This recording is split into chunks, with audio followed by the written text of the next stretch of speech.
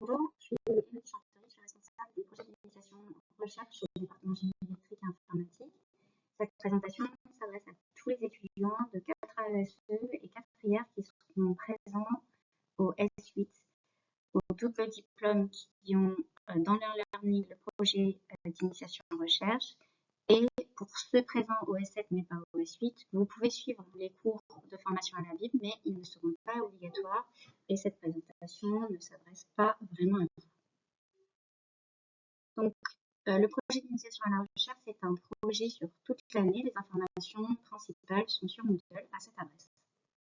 Les objectifs de ce projet sont la sensibilisation à la recherche scientifique, qu'elle soit menée en laboratoire, en industrie ou dans l'enseignement. Et donc, le projet s'étale sur toute la CAPRA, que vous soyez présent ou absent au semestre 7. Il y a 4 volets qui sont évalués. La recherche documentaire, c'est-à-dire faire un état de l'art et apprendre ce que c'est que la recherche documentaire, une réalisation pratique, la conduite de projet et enfin l'anglais. Donc, tous les rendus du projet d'initiation à la recherche s'effectuent en anglais. Vous voyez des pictogrammes ici. Il signifie que la recherche documentaire, la réalisation pratique et l'anglais sont évalués en groupe, alors que la conduite de projet s'évaluera de manière individuelle. Donc, qui dit groupe dit équipe de travail. Idéalement, vous allez travailler par équipe de 6. J'accepte 7 pour des exceptions. Et chaque équipe va être encadrée par un ou des tuteurs de différents types, soit des enseignants enseignants-chercheurs, des chercheurs en labo ou des industriels. Dans le cas où vous êtes encadré par un industriel, on vous accolera également un tuteur pédagogique du département qui aura non pas pour but de vous suivre techniquement ou scientifiquement, mais plutôt pour faire le lien entre les attendus de l'INSA et les attendus industriels. Donc, vous pourrez vous référer à lui sur tous les attendus du projet d'initiation à la recherche. Le déroulé dans l'année se déroule comme suit. Donc, au premier semestre, que vous soyez là ou pas, il va falloir choisir un sujet très rapidement. Vous allez avoir jusqu'à la fin du mois de septembre pour choisir un sujet en équipe. Une fois ce sujet fait, je vous invite à faire une première réunion avec vos tuteurs en les contactant par mail. Vous allez avoir vos mails et vous allez planifier des réunions pour le premier semestre à votre guise et à la guise des tuteurs. En octobre auront lieu les cours de recherche documentaire pour ceux qui seront là. Je vous invite à rendre un plan de votre état de l'art avant les vacances de Noël.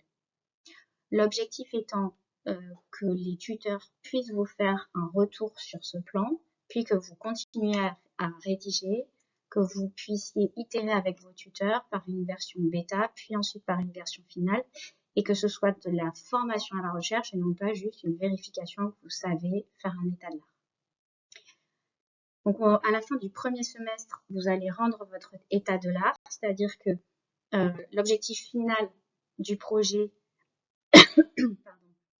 est de rendre un article de recherche global, entier, d'une douzaine de pages dans un format strict.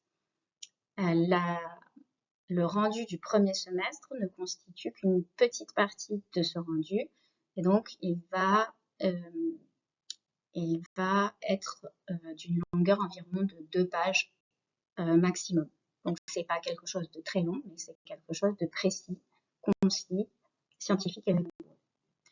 Au deuxième semestre commence la partie réalisation. Vous allez commencer par une réunion de lancement du projet avec vos tuteurs. Et lors de cette réunion, je vous demanderai de planifier des réunions très régulières avec vos tuteurs. En parallèle, vont se dérouler les cours d'anglais et les cours de conduite de projet. Et à l'issue du semestre 2, vous allez rendre un article final en anglais et vous allez faire votre soutenance lors d'une session d'anglais avec vos tuteurs de projet et votre prof d'anglais. Donc la formation des équipes, elle est contrainte. Vous devez obligatoirement être de la même promo. Au premier semestre, c'est pas obligatoire d'être dans le même groupe de TD et au deuxième semestre, on vous mettra probablement dans le même groupe de TD pour que vous puissiez travailler ensemble tranquillement avec un bon emploi du temps commun. Donc comme j'ai dit, 6 à 7 étudiants. Il y a un fichier partagé pour s'inscrire qui est disponible sur Moodle et une fois que vous avez inscrit votre équipe, une seule personne inscrit l'équipe sur 4 projets, sur vos 4 projets préférés en établissant une gradation de préférence. Donc, soit 1 pour le sujet préféré, 4 pour le sujet le moins préféré. Attention évidemment à ne pas modifier les vœux des autres équipes. Une fois que toutes les équipes sont inscrites et ont fait leurs vœux, je m'occuperai du dispatch des sujets en fonction des priorités de chacun et des priorités également des sujets. La recherche biblio consiste en 2 séances de formation d'1 heure et quart qui vont vous former sur la publication scientifique, sur le droit d'auteur, sur la bibliographie, sur l'éthique et l'intégrité scientifique. On va vous apprendre à constituer un état de l'art en respectant une norme imposée et en recherchant dans les principales bases documentaires pour la recherche biblio. En ce qui concerne la conduite de projet, c'est une initiation à la conduite de projet et l'objectif, c'est d'acquérir le vocabulaire, les notions principales, les processus qui sont liés à la conduite de projet. Vous avez sur Moodle un espace qui est dédié à la conduite de projet, donc sur Moodle du projet d'initiation à la recherche. Vous allez appliquer ça à votre projet d'initiation à la recherche et ça va également vous servir évidemment, dans tous vos autres projets de 4A, de 5A et ensuite dans votre vie professionnelle. En ce qui concerne l'anglais, la thématique d'enseignement cette année en 4e année, c'est Scientific English. À ce titre, vous allez apprendre à rédiger un abstract, à rédiger l'article, à trouver des informations pertinentes scientifiques. Vous allez apprendre à parler de manière scientifique et rigoureuse et vous allez travailler votre écrit, votre oral avec votre prof d'anglais. Les dates importantes, donc la présentation des pairs a eu lieu le 9 septembre. Vous avez jusqu'au 26 septembre pour former vos équipes, donc incluant les gens qui sont à distance, choisir les sujets. Le 27 septembre, je ferai le dispatch des sujets et je vous tiendrai informé sur le sujet qui vous est attribué. Puis démarre le projet le 29 septembre où vous pouvez commencer à prendre contact avec les tuteurs, commencer à travailler sur l'état de l'art, etc. La première partie finit le 20 janvier où vous devez rendre le premier livrable, c'est-à-dire la partie related work de l'article dont le template est disponible sur Moodle. Vient ensuite le début du semestre 2.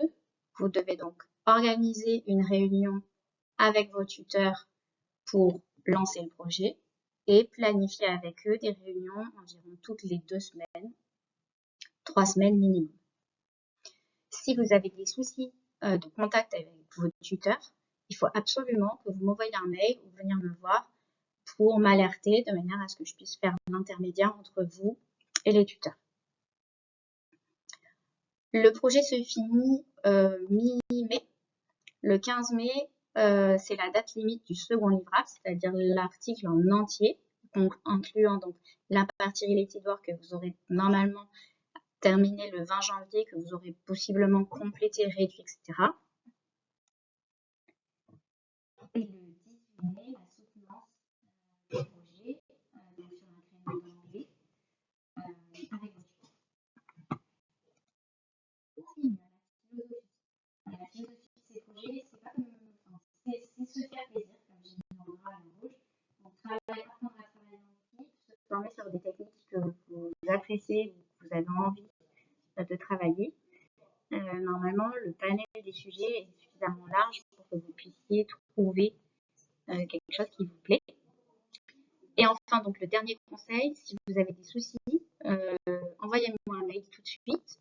contacter d'abord les tuteurs, évidemment, l'équipe enseignante au plus vite, mais vous pouvez évidemment m'envoyer un mail, venir me voir pour régler tout ça. Et je vous remercie.